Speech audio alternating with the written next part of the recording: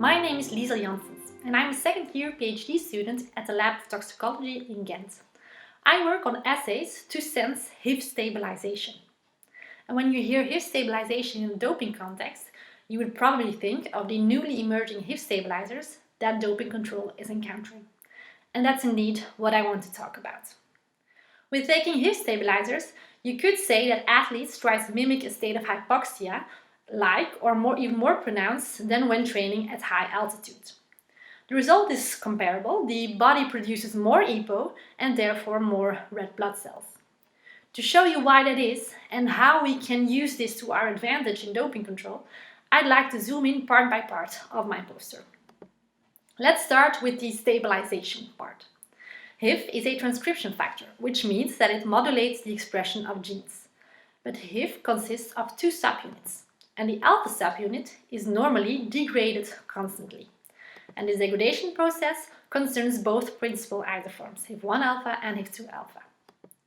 Now, stabilization of HIV means that you inhibit this degradation process by inhibiting the responsible enzyme, which creates a comparable effect as when less oxygen is present. HIV alpha will accumulate and will interact with the beta subunit to form and act as a functional transcription factor. This then results in gene expression and in the production of, for example, EPO. Multiple HIV stabilizers have been developed with highly varying structures. And this complicates the structure-based detection, especially as new compounds are constantly emerging or being investigated. But the thing is, they do have one thing in common. They all inhibit the enzyme responsible for HIV degradation, and therefore they stabilize HIV. Now, why don't we use this action as a method for detection? Well, we did. And we did so by fusing the different subunits of the HIV alpha, of the HIV1 and HIV2 transcription factor to different parts of a split luciferase. And we introduced these fusion proteins into cells. When we then treat the cells with HIV stabilizer, HIV alpha will accumulate, and the more HIV alpha is present, the more it will interact with HIV beta and form the functional transcription factor. But if you look closely, you will see that this interaction also brings the split parts of the luciferase closely together, and therefore the enzyme will become functional again. When we then add a substrate, the enzyme will produce light indicating that interaction happened. And this light can then be monitored over a period of time. When we then look at the outcome of this assay, you'll see that it clearly distinguishes signals from cells incubated with HIV stabilizer over cells incubated with only solvent control. We tested the performance of the assay in more depth, and we saw that we can generate concentration response curves of the different HIV stabilizers. But more importantly, we already saw, or we could already improve the sensitivity compared to the state of the art in this field. You can see this by looking at the different scaling of the graphs and by looking at the different concentrations that could be detected by newly developed assays but could not be detected by the state of the art. Now, wouldn't it be great if we can optimize the sensitivity even further in order to apply these assays on biofluids from athletes? We hope that this assay can serve as a screening tool to detect all HIV stabilizers at once, current and future doping substances. Because let me ask you, why detect one compound based on its structure when you can detect them all based on activity? I would like to thank the PCC for their trust and financial support for this research, and I hope you agree that sensing HIV stabilization itself as a method for detection could be the start of a new approach in screening for HIV stabilizers. Because then we would have a method that's here to stay and that will pick up every substance that induces HIV, current and future ones.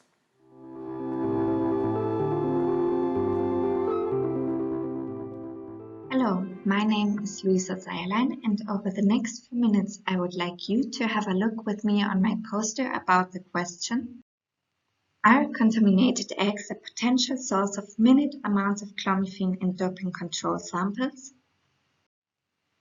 So let's start with the introduction. Clomiphene is a selective estrogen receptor modulator and is therefore banned in sports by WADA at all times.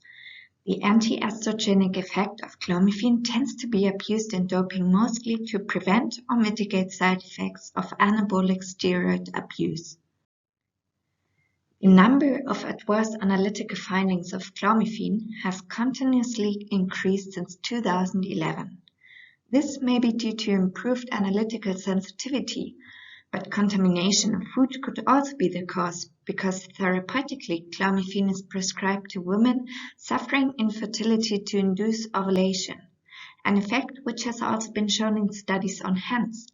When hens were treated with clomiphene, an increased egg production rate was observed.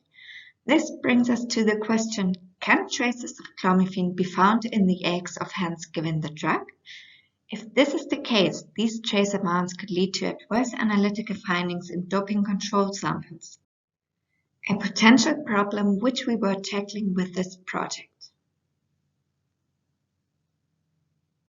The study consists of two parts. First, an animal administration study was conducted by our collaboration partners in Belgium.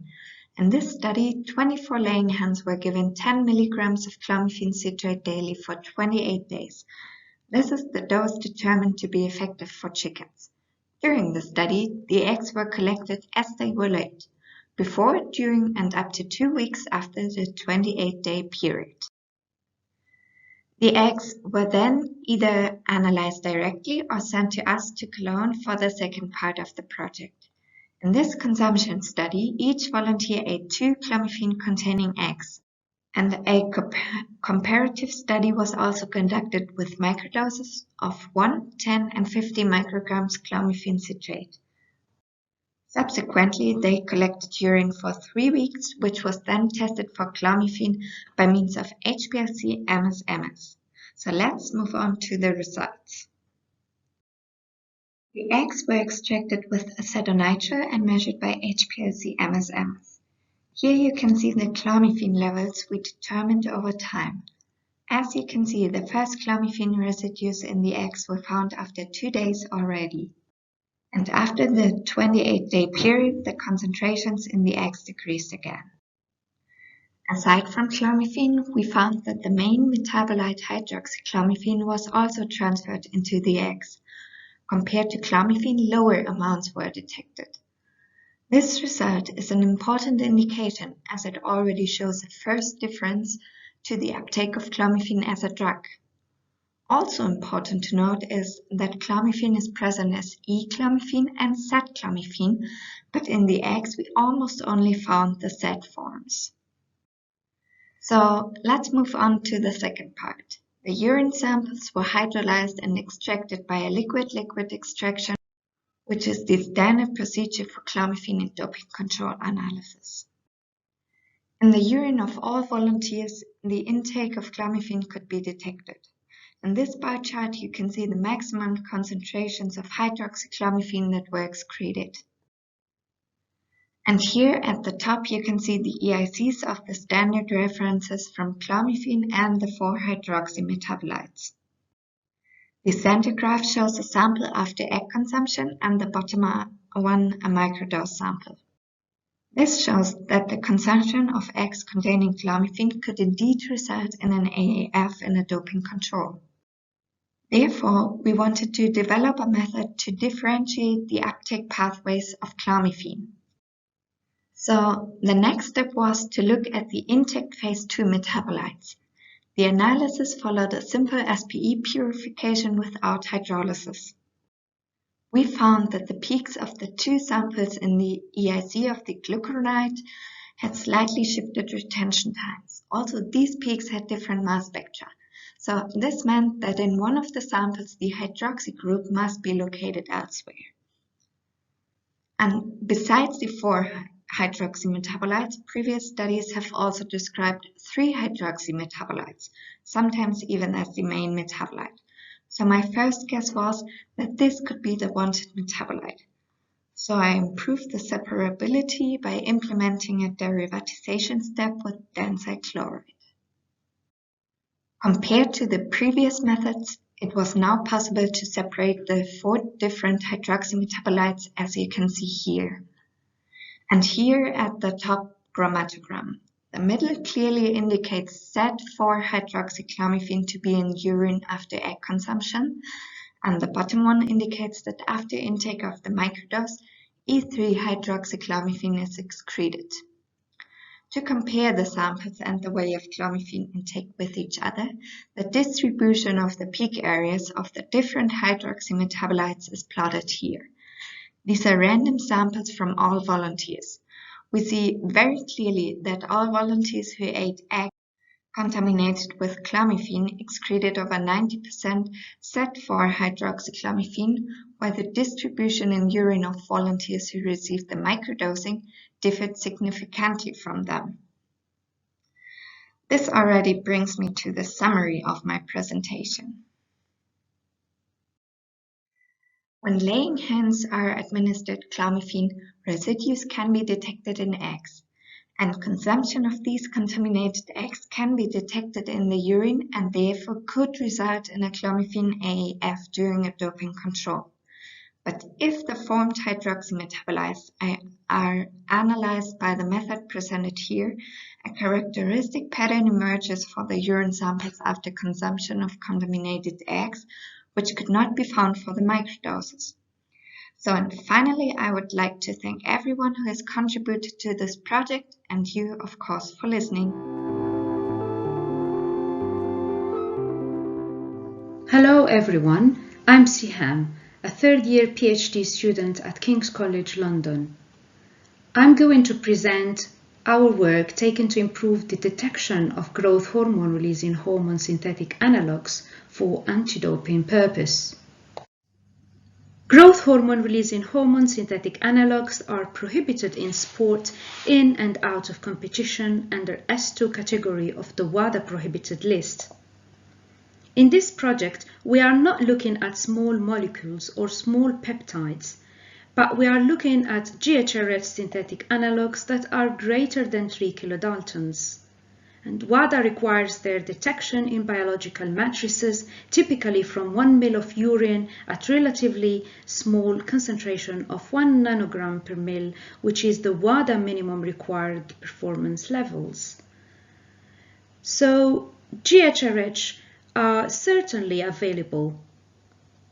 Indeed, 2 synthetic analogues were identified in seized material by Norwegian and Belgian anti-doping laboratories. Cologne laboratory developed an approach to detect intact GHRH synthetic analogues and 2 large metabolites in human plasma. Unfortunately, this approach requires immunoaffinity purification and nano-LCMS-MS. This approach is difficult to run routinely. However, with all analytical means at our disposal, no adverse analytical finding has been claimed in testing figures so far. So we thought of looking at metabolites rather than parent peptides because the intact GHRH synthetic analogues won't be easily detected. As you might expect, GHRH synthetic analogues are very similar in structure to human GHRH. However, there are some chemical differences which can be key to what we want to look at. The included synthetic analogues in this project are tesamorelin, sermorelin, CJC1295, CJC1295 with drug affinity complex.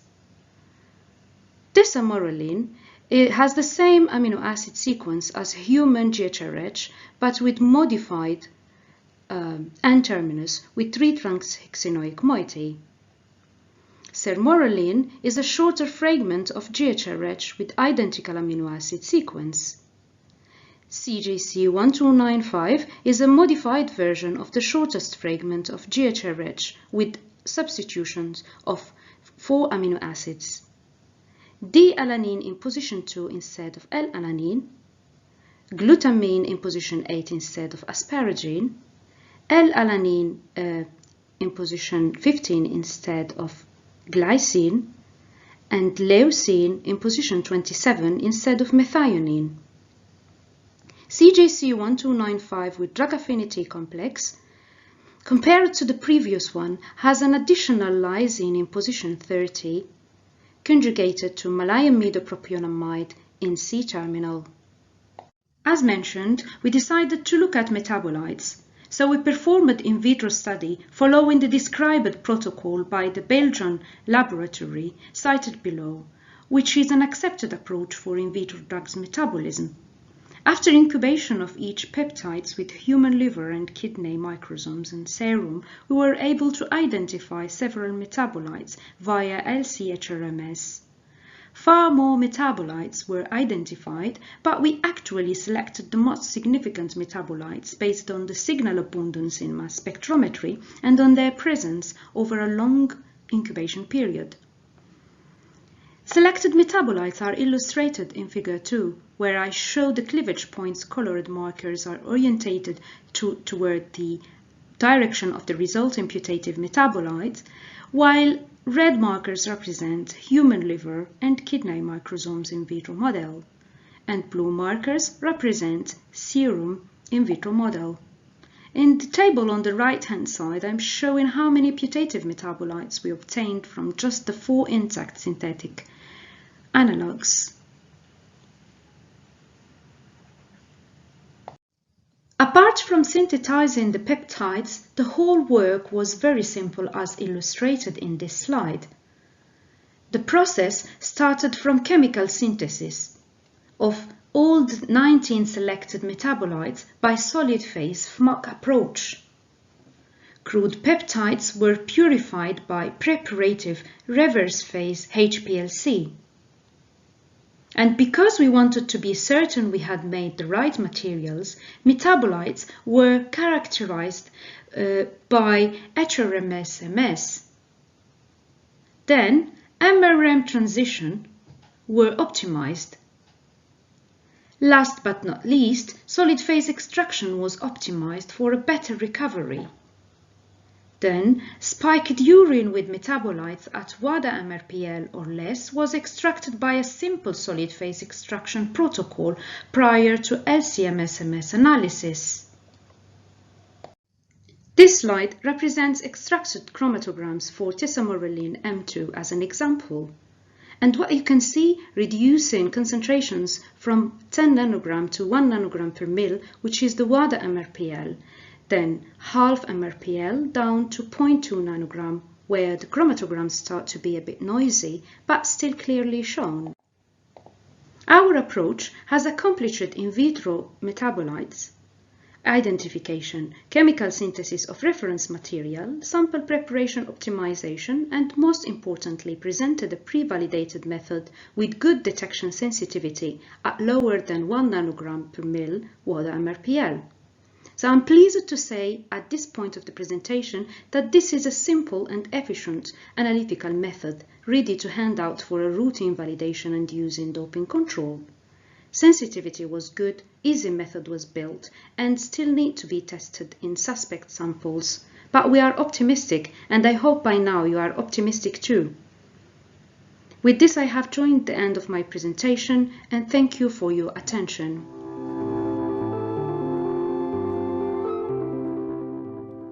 Hello, my name is Sara and I'm a scientific manager at Anti-Doping Denmark.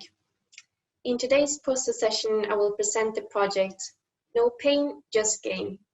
Painless, easy and fast dry blood spot collection from fingertip and upper arm in doping control. This project was conducted in collaboration with the University of Copenhagen and the Norwegian Doping Control Laboratory with funding from WADA. So the dry blood spot technique is about to be implemented in doping control and allows for the collection of microvolumes of blood in a minimally invasive way. Today, several devices is on the market, and with those, it's possible to collect dry blood spot from different anatomical sites. The possibility to use different devices in doping control will depend on the athlete's experience and the experience by doping control officers and laboratory staff, as well as a good agreement in analyte concentrations between sampling sites. So in the present study, we had 11 doping control officers from Anti-Doping Denmark collecting samples from 108 athletes from different sports. Dry blood spots were collected from the upper arm using the Teso M20 device and from the fingertip using the HemaSpot HF device. And after sampling, the athletes and DCOs were asked to evaluate the procedures. The samples were transported to the laboratory where the laboratory staff evaluated the quality of the samples and quantified the endogenous testosterone levels in the samples to compare and determine whether there's a difference in endogenous testosterone levels between sampling sites. Here you can see the rated pain and general experience rated by the athletes on a scale from 0 to 10, with the dark gray columns representing upper arm and light gray finger prick. In general, the pain was rated low and the experience as good for both sampling sites. But following upper arm collection, the pain was slightly lower and the overall experience slightly better than after finger prick collection. For the DCOs, the experience was rated also slightly better following upper arm compared with finger prick collection. 1 week after sampling, we contacted the athletes again and asked them to determine which sampling site they preferred, also taking into account if the sampling had had any influence on their training and competition the following week. Out of all athletes, 78% preferred the upper arm collection. And out of the athletes dependent on hand and arm when performing the sports, 86% preferred the upper arm collection. We also asked all athletes who had been tested before whether they would prefer dry blood spot, upper or dry blood spot, venous blood, or urine sampling. And 96% would prefer dry blood spot collection. When it comes to the quantification of testosterone, we saw a good correlation between sampling sites. Also, similar descriptive statistics between the sampling sites with no significant differences between the means. The developed method showed high sensitivity and we were able to quantify low testosterone levels, even low endogenous testosterone levels in women. When plotting, making up land endpoint plots with the difference between the measurements against their means within each individual, we could calculate a bias of minus 7.45%, negative for Teso. This is not a large bias, and it seemed not to be due to a physiological difference between the sampling sites, but rather due to unsatisfactory volume control of the HemaSpot device compared with the Teso device. Because the laboratory staff, they reported that there was some excess blood or flakes under the HemaSpot device. This was also one of the reasons why the laboratory staff also preferred the Teso device compared with the HemaSpot device. So to conclude, the athletes preferred dry blood spots over urine and venous blood sampling. Athletes, doping control officers, and laboratory staff slightly preferred upper arm collection compared with finger prick dry blood spot collection. Collections from both sampling sites were associated with minimal pain, with slightly less following upper arm collection. We were able to quantify low testosterone concentrations in dry blood spot, meaning that also low endogenous testosterone levels in women can be quantified in dry blood spots. In the present study, we saw no detectable sampling site dependency when it comes to testosterone concentrations in dry blood spots. So, based on our results, it seems like both sampling sites can be used in doping control. This novel information will guide the drafting of new regulations to be used in doping control for collection of dry blood spots. So in the end, I would like to thank all investigators, doping control officers, athletes, and laboratory staff for their contribution, and also to WADA for funding the project. Thank you very much for listening.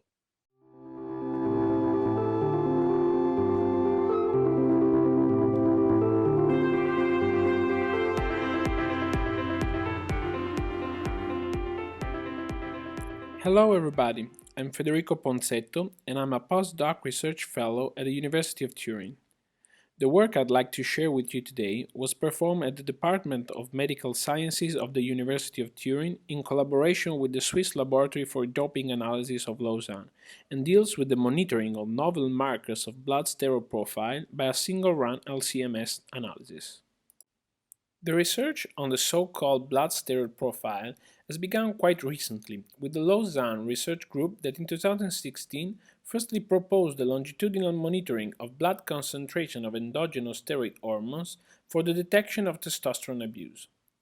This first study highlighted testosterone and DHT as promising biomarkers, in particular for transdermal testosterone administration and for individuals bearing the deletion of UGT2B17 enzyme. In 2019, the IAAF was the first international federation to use such tool for anti-doping purposes, and after the detection of testosterone doping in 2 female athletes, WADA officially stated that blood measurements could constitute a further tool for anti-doping organizations. Therefore, the research on this topic moved forward to the discovery of additional blood markers of testosterone doping, and thanks to the metabolomics approach, the improved sensitivity of androgen's phase 2 metabolites was observed and reported.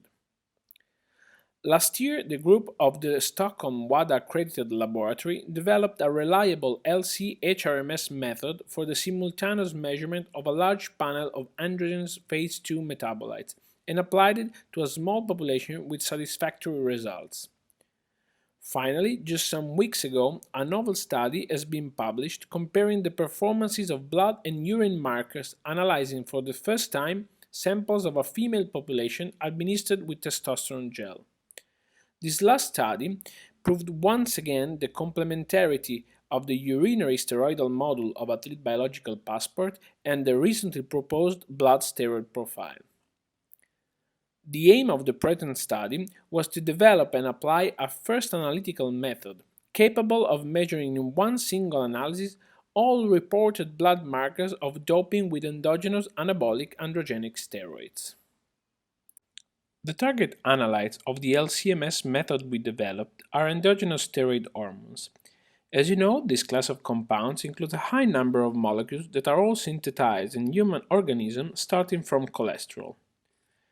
In our method, we decided to include not only testosterone and DHT, but up to 13 free steroids, which are routinely measured for clinical purposes and could be informative of athletes' health conditions. Furthermore, we know that all endogenous steroids are subject to both phase 1 and phase 2 metabolism, and as explained in the introduction, we'd like to monitor with our method all relevant doping markers belonging to the class of androgen phase 2 metabolites. In particular, we decided to monitor 9 glucuronides, including 5 different isomers of 5-androstenediol glucuronide and 8 sulfates, in order to cover all the recently reported markers of testosterone doping. Because of the large presence of isomeric compounds, the main challenge during method development was represented by the chromatographic separation. The latter was achieved after testing the performances of various LC columns with different chemistry by using a core shell column, the Kinetex PS-C18 in its 15 cm format, and by using water and methanol with ammonium acetate buffer as mobile phases. With these conditions, we were able to efficiently separate all target analytes and in particular all isobaric isomers which are depicted herein with the same color. In the final method, the sample preparation procedure has an utmost importance.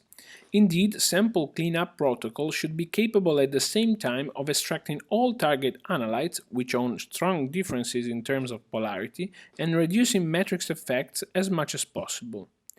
For this aim, we chose a solid phase extraction using the 96-well plate format. The extraction protocol starts from 500 microliters of serum or plasma, and it is capable of extracting all target steroids with a recovery higher than 80% coupled to negligible matrix effect. The whole procedure takes 2 hours to process 48 samples and could also be partially automated. For the instrumental analysis, we adopted the chromatographic condition displayed before, with a flow rate of 300 microliters per minute, keeping the column at 55 degrees and injecting 20 microliters of the sample. MS analysis was performed in polarity switching mode, and for each steroid, 2 MS transitions were selected and optimized. Thanks to the developed method, we are able to quantify the 30 target steroids in a single run analysis of 25 minutes. The method was then used to perform a preliminary study analyzing real plasma samples collected at the blood bank of the Turin University Hospital. The obtained results, expressed as mean plasma concentrations, are presented in this table, and method's quantitative performances were checked by injected in each batch of analysis quality control samples, part of a commercial LC-MS kit by Chrome System, which gave satisfactory accuracy outcomes. The concentration measured in this study showed good coherence with reference intervals already reported in literature, most of them referring to free steroids, and highlighted novel information regarding both the circulation of 5-androstenediol glucuronides, with the 17 glucuroconjugated forms being the most concentrated, and the impossibility to detect some androgens metabolites, such as DHT sulfate. Finally, the high concentrations measured for some doping markers, such as epiandrosterone sulfate, confirmed the possibility of developing RMS analysis in blood, as recently proposed at Manfred Donicke workshop.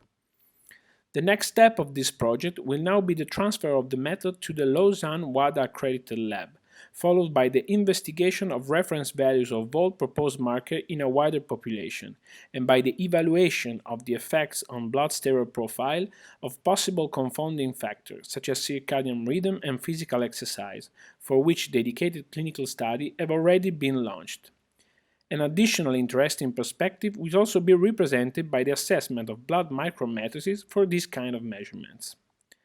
In conclusion, I'd like to thank all the collaborators that work at this project in Turin and Lausanne, and the PCC Fellowship Program for supporting me and this research. Thank you. All sports have rules. They make sports fair and unpredictable. That's why we like to play them, and that's why we like to watch them. And all sports have some sort of mechanism to prevent and sanction those who break the rules. Sports are also highly competitive, and athletes can be rewarded with huge amounts of money. That creates the ideal environment for opportunistic behavior, such as doping, unless we have effective strategies in place to catch those who cheat and prevent those who want to cheat from doping. We know from research in social sciences and sports psychology that there are various, sometimes overlapping reasons for doping. Some do it because they want to win at all costs. Others might just do it because they need to do it to remain competitive.